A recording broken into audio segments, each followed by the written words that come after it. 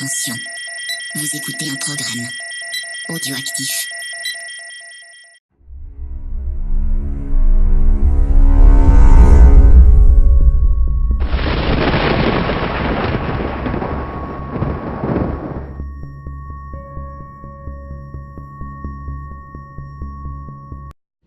A 1,000 years ago, this land was green and good, until the crystal cracked.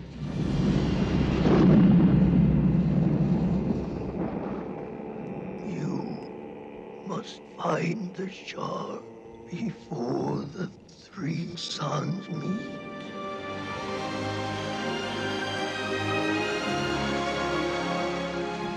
There is much to be learned, and you have no time.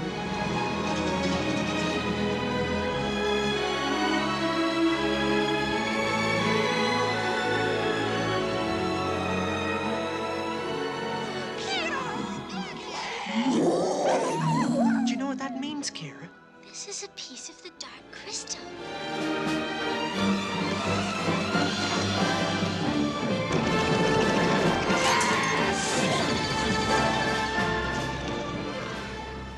Bonjour et bienvenue dans la Thrilling Zone. Pour ce nouvel épisode, nous allons voyager dans les mondes imaginaires du grand et regretté Jim Henson avec Dark Crystal de Jim Henson et Frank Oz, sorti en 1982 et produit par ITC et Jim Henson Productions pour un budget de 15 millions de dollars. Le pitch, sur la planète Tra, un cristal magique a été brisé. De cet événement sont nées deux races, celle des maléfiques Skeksis, reclus dans une sombre forteresse et qui utilisent le cristal pour prolonger sa durée de vie, et celle des vénérables mystiques, isolés dans un village où règne la quiétude. L'histoire commence quand Jen, un jeune Gelfling, dernier membre d'une race exterminée par les Skeksis, se voit confier une mission par les mystiques qui l'ont recueilli et élevé. Il doit retrouver l'éclat de cristal manquant avant que les trois soleils ne s'alignent et que les Skeksis règnent à jamais. Son maître meurt juste après avoir donné ses instructions, ainsi que le chef des Skeksis, ce qui annonce le début d'une connexion forte entre les deux espèces. Jen part donc à l'aventure et à la découverte d'Ogra, l'astronome, de nouveaux alliés et le fameux Dark Crystal.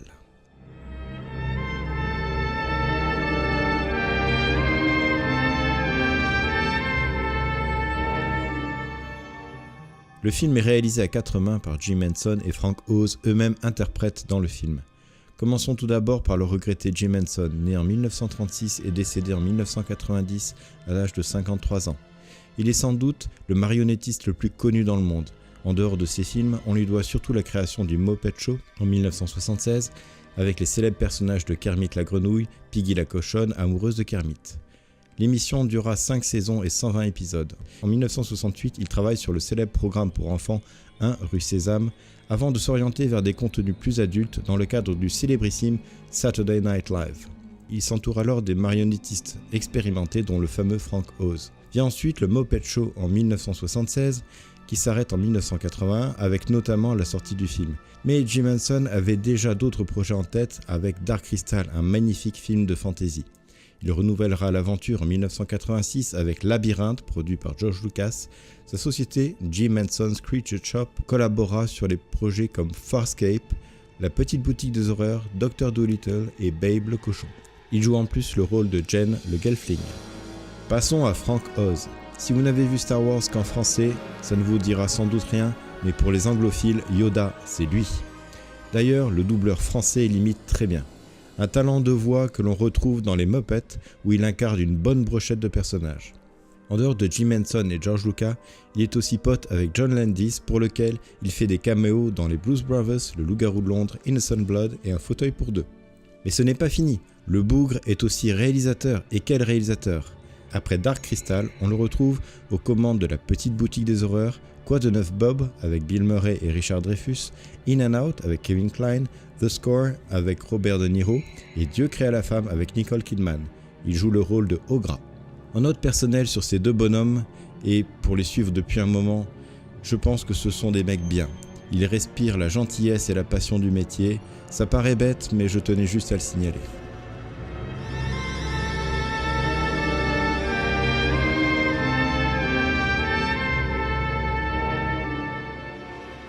Il aura fallu 5 ans pour réaliser Dark Crystal. le fruit d'une collaboration intense et passionnée de 3 personnes, Jim Henson, Frank Oz et Brian Froud. L'inspiration de Henson pour les aspects visuels du film remonte à 1975-1976, après avoir vu une illustration de Leonard B. Lubin dans une édition de 1975 de la poésie de Lewis Carroll, montrant les crocodiles vivants dans un palais portant des robes et des bijoux raffinés. Henson a couché ses idées sur un pitch de 25 pages intitulé The Crystal, qui a été écrit dans une chambre d'hôtel en hiver. Le concept original se situait dans un monde appelé Mitra, une terre boisée avec des montagnes parlantes, des rochers ambulants et des hybrides plantes-animaux. L'aspect philosophique du film est inspiré de Seth Material de Jane Roberts. Henson conservera plusieurs exemplaires du livre Seth Speaks et insista que Froud et le scénariste David Odell le lisent avant de collaborer sur le film. Le film a été tourné au studio Elstree en Angleterre d'avril à décembre 1981 et des scènes extérieures ont été tournées dans les Highlands écossais. Une fois le tournage terminé, la sortie du film a été retardée car le nouveau propriétaire des studios ITC était sceptique quant au potentiel du film, avec en plus des mauvaises réactions lors de l'avant-première. Le film a bénéficié de très peu de promotion jusqu'à ce que Henson rachète les droits et finance sa sortie avec son propre argent.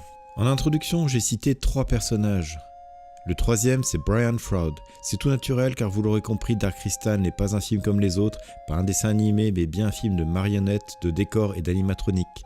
Et derrière le design de ces créatures, on retrouve Brian Froud et son épouse Wendy Froud. Brian Froud a été choisi comme artiste concept après que Henson ait vu l'une de ses peintures dans le livre Once Upon a Time. Au niveau du design, Jim Henson voulait un film totalement imaginaire avec aucune référence à l'être humain. Seuls les 2 Gelflings, il faut bien spoiler un peu, sont humanoïdes et Frank Oz les décrit comme des personnes qui permettront aux spectateurs d'avoir un lien auquel se raccrocher pour rentrer dans l'histoire. Mais pas question d'utiliser des acteurs, ce sont bien des marionnettes. Les Skeksis, sortes d'oiseaux déplumés et asexués, portaient dans une première version des costumes flamboyants inspirés des grandes monarchies. Mais Jim Henson voulait des êtres en décrépitude et leur visage ne suffisait pas. Ils ont donc volontairement détruit les costumes et ont sali les étoffes blanches. Dans ce monde réel sans images de synthèse, on retrouve 3 types d'effets. Les classiques matte paintings de l'époque que l'on retrouve dans les séquences d'ouverture avec le château Skeksis, les plans larges des paysages et les décors dans lesquels les personnages sont incrustés en filmant à travers des vitres. Les décors sont vrais, pas de fond vert. Le village des Mystics, la forêt, l'observatoire astronomique d'Ogra et le château des Skeksis. Concernant la forêt, on retrouve dans les making-of les scènes de tournage avec les caméramans qui filment des créatures, des plantes et des ruisseaux comme une visite au studio Universal. C'est vraiment magique. Le château des Skeksis a une grande maquette extérieure et un hall intérieur. Toutes 2 sont recouvertes d'explosifs pour les scènes de destruction. Inutile de dire que l'équipe retenait son souffle. Enfin, les personnages et les fameuses marionnettes. On en compte 3 types.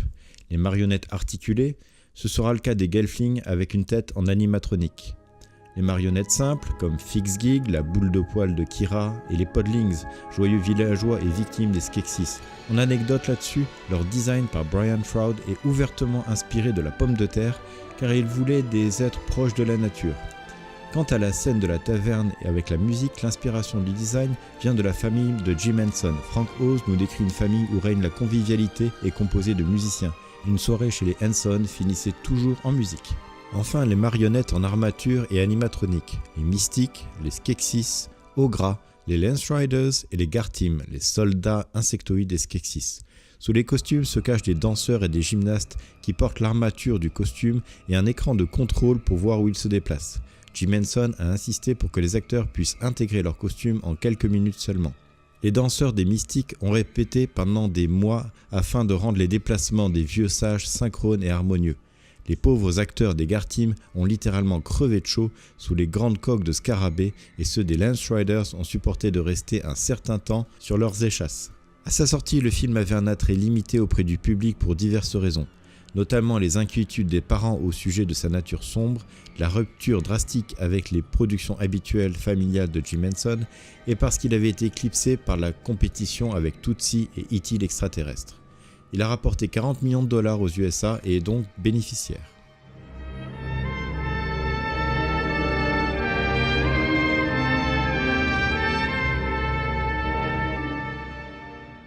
Alors pourquoi ce film ? Je considère ce film comme un ovni cinématographique du fait de son parti pris 100% décor et marionnettes. Toute l'équipe de production a été totalement dévouée à l'aventure et cela se sent à l'écran, et le moins que l'on puisse dire c'est que cette passion est communicative.